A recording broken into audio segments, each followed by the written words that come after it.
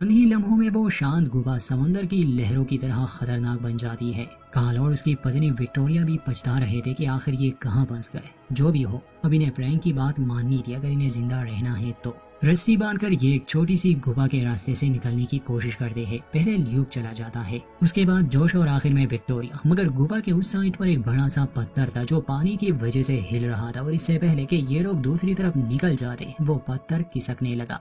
Luke ने पकड़ने की कोशिश की थी मगर इंसान भला पानी का मुकाबला कैसे कर सकता है। विक्टोरिया और जोश वापस से पानी में कूद जाते हैं मगर जब ल्यूक कूद रहा था तो पानी के बजाय वो एक पत्थर से टकरा गया और काफी घायल हो गया। वो पानी में बहने लगा। जोश उसे बचाने की कोशिश करता है मगर वो पानी में ही कहीं गायब हो जाता है। इन लोगों के लिए वो आसान रास्ता बंद हो चुका था, इसलिए पानी के रास्ते ही इन्हें इस गुफा के दूसरे हिस्से में जाना था। फ्रैंक एलिसन की लाश से कपड़े उतारने लगा क्योंकि वो थर्मल सूट था और विक्टोरिया को जिंदा रखने का यही एक तरीका था। मगर विक्टोरिया मना करती है कि मैं ऐसे ही ठीक हूँ, मैं किसी मरे हुए इंसान के कपड़े नहीं पहनूंगी। वो जिद करती है, इसलिए फ्रैंक उसे फोर्स नहीं करता और वैसे भी विक्टोरिया को डाइव करना नहीं आता था। मगर अब उसके पास भी कोई रास्ता नहीं है। फ्रैंक उसे कहता है कि जॉर्ज तुम्हारे साथ रहेगा।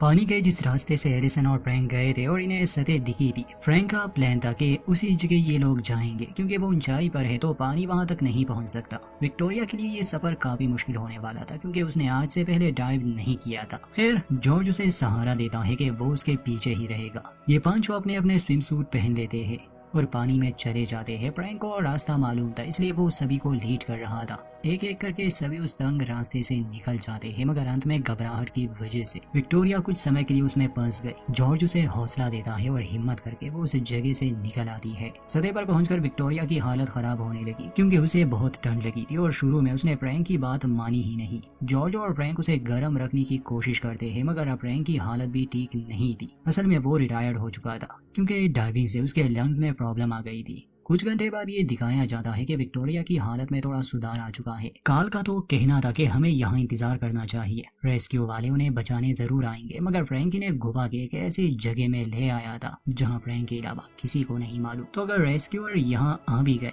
ये जगह इन्हें मिलने वाली नहीं है। फ्रैंक कहता है कि हमें आगे बढ़ना होगा। न चाहते हुए भी कार्ल और विक्टोरिया को उसकी बात माननी पड़ती है। ये लोग आहिस्ता आहिस्ता से आगे बढ़ते हैं मगर अब जॉर्ज की हालत खराब थी। फिर चलते चलते एक ऐसी जगह आ जाती है जहाँ नीचे पानी था मगर पानी का टकराव इतना तेज था कि अगर इंसान उसमें गिर जाता तो तुरंत ही उसकी मौत हो जाती और पानी के उस पार था रास्ता। ये प्लान बनाते हैं कि किसी तरह उस पार चले जाएंगे रस्सियों के सहारे, जो आसान नहीं था। जॉर्ज देखता है कि जॉर्ज की हालत ठीक नहीं है और वो पीछे रह जाता है। जब ये लोग उसे ढूंढने जाते हैं तो वो इन्हें नहीं मिलता। असल में वो मर रहा था और उसकी वजह से इनकी रफ्तार धीमी ना हो वो अपनी ऑक्सीजन वहीं छोड़ देता है और खुद एक छोटी सी जगह में छुप जाता है क्योंकि वो वैसे भी मरने वाला था। वो पत्थर पर अपना नाम लिख देता है कि जॉर्ज वॉज हियर। फ्रैंक और कार्ल समझ चुके थे कि जानबूझकर उसने अपनी जान ले ली। खैर, वापस आने के बाद फ्रैंक देखता है कि कार्ल यहाँ की फुटेज ले रहा है। इस पर फ्रैंक को बहुत गुस्सा आता है। वो उससे झगड़ा करता है, कहता है कि हम सैर पर नहीं आए, मेरे बहुत से लोग मारे गए,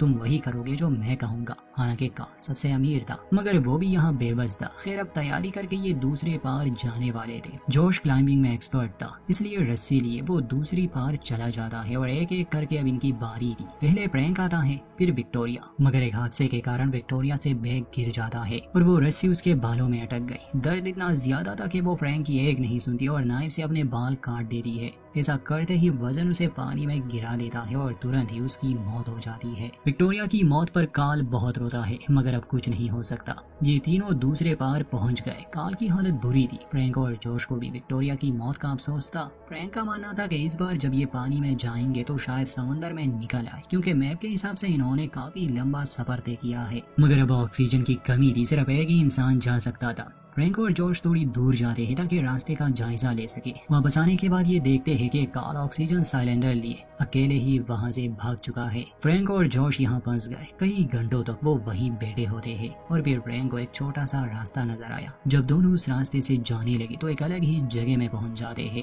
मगर अब भी ये दोनों बहुत नीचे थे। जंगल इन्हें नजर आ रहा था।